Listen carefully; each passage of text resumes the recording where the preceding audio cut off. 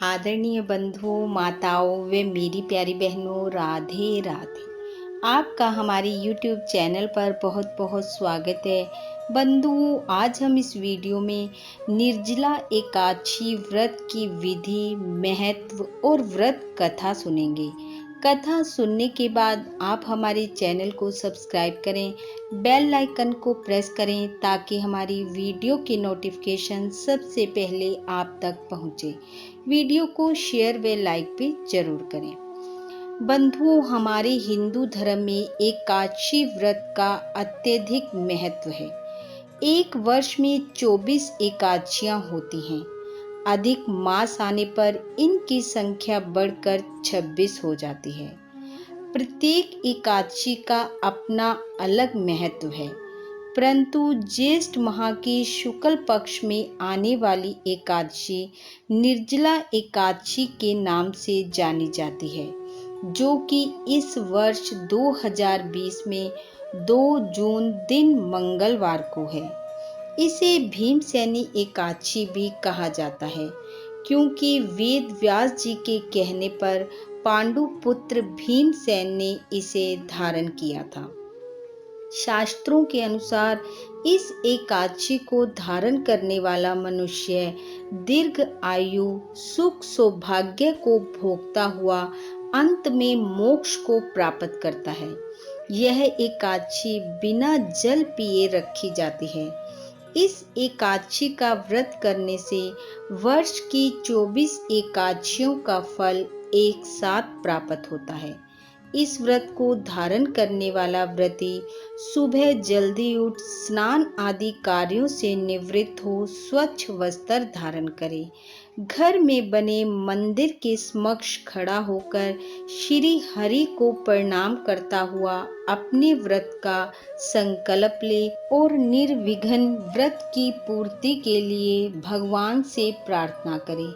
फिर श्री हरि को पंचामृत से स्नान करवाए, पीले वस्त्र धारण करवाकर पीले पुष्प अर्पित करे।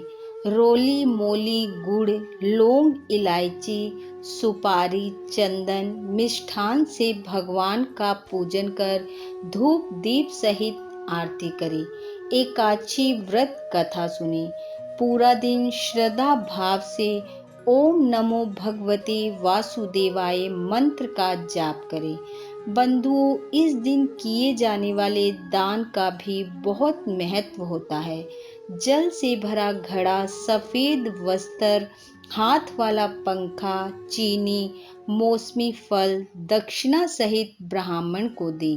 इस दिन गाय के दान का भी महत्व है और इस दिन घर में करवाए जाने वाले यज्ञ से अनंत फलों की प्राप्ति होती है। यह व्रत करने के बाद अगले दिन यानी कि द्वादशी को ब्रह्म बेला में उठकर स्नान आदि कार्यों से निवृत्त हो व्रत का पारण करना चाहिए, जिसमें ब्राह्मण को भोजन करा यथाशक्ति दान दक्षिणा देकर विदा करना चाहिए और फिर स्वयं भोजन करना चाहिए। आइए सुनते हैं निर्जला एकादशी व्रत कथा। भीमसेन बोले, हे व्यास जी, मेरी बात सुनो। भ्राता युधिष्ठिर, माता कुंती, द्रौपदी, अर्जुन, नकुल और सहदेव ये सब एकादशी को भोजन नहीं करते हैं और मुझसे भी नित्य कहा करते हैं कि हे भीमसेन, तुम भी एकादशी को भोजन मत किया करो। मैं उनसे कहता हूँ, हे तात, मुझसे भूख नहीं सही जाती। मैं दान करूँगा, विधि पूर्वक केशव का पूजन करूँगा, परंतु मैं बिना भोजन के नहीं रह सकता। कृपया मुझे बताओ कि बिना उपवास किए एकादशी का फल मुझे कैसे मिले। भीमसेन के वचन सुनकर व्यास जी बोले, यदि तुम्हें स्वर्ग अति प्रिय है और नरक को तुम बुरा मानते हो तो दोनों पक्ष की एकादशियों को भोजन नहीं करना चाहिए। भीमसेन बोले, हे व्यास जी, मैं तो पहले ही कह चुका हूँ, मैं भूख नहीं सहन कर सकता, फिर मैं उपवास कैसे करूँगा। वृक नाम की अग्नि सदा मेरे पेट में रहती है, जब तक मैं बहुत सा अन्न न खाऊं तब तक वह शांत नहीं होते। अतः आप मुझे कोई ऐसा व्रत बताइए जो वर्ष में केवल एक ही बार करना पड़े और मुझे स्वर्ग की प्राप्ति हो जाए। उस एक व्रत को मैं विधि पूर्वक करूँगा। व्यास जी बोले, हे पुत्र, बड़े बड़े ऋषियों ने बहुत से शास्त्र आदि बनाए हैं जिनसे बिना धन के थोड़े से परिश्रम से ही स्वर्ग की प्राप्ति हो सकती है। इसी प्रकार शास्त्रों में दोनों पक्षों की एकादशी का व्रत मुक्ति के लिए रखा जाता है और इससे मनुष्य नरक में नहीं जाता। व्यास जी के वचन सुनकर भीमसेन पीपल के पत्ते की तरह कांपने लगे और डर कर बोले, हे पितामह, मैं क्या करूं? मैं उपवास नहीं रख सकता। इसलिए हे प्रभु, बहुत फलदायक एक ही व्रत को मुझसे कहिए। यह सुनकर व्यास जी कहने लगे, वृषभ और मिथुन की संक्रांति के बीच ज्येष्ठ माह के शुक्ल पक्ष की जो एकादशी आती है उसका नाम निर्जला एकादशी है। तुम उस एकादशी का व्रत करो। इस एकादशी में स्नान और आचमन के सिवा जल वर्जित है। आचमन में 6 मासे से अधिक जल नहीं होना चाहिए। इस दिन भोजन नहीं करना चाहिए, नहीं तो व्रत नष्ट हो जाता है। एकादशी के सूर्य उदय से लेकर दूसरे दिन के सूर्य उदय तक जल का पान न करें।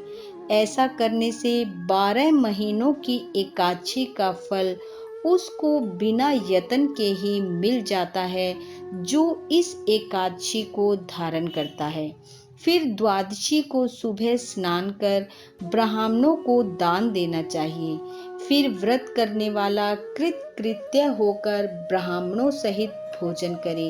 हे भीमसेन, इस व्रत को करने से जो पुण्य होता है उसको सुनो।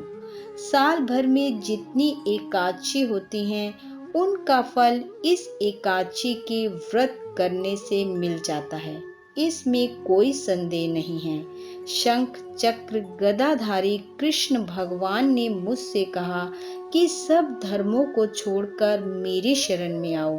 सब तीर्थों से जो पुण्य होता है और सब दान करने से जो फल मिलता है वह फल इस एकादशी का व्रत करने से मिल जाता है। जो मनुष्य निर्जला एकादशी का व्रत करता है उसे मृत्यु के समय यमदूत आकर नहीं घेरते, वरन भगवान के पार्षद उसे पुष्पक विमान में बिठाकर स्वर्ग को ले जाते हैं।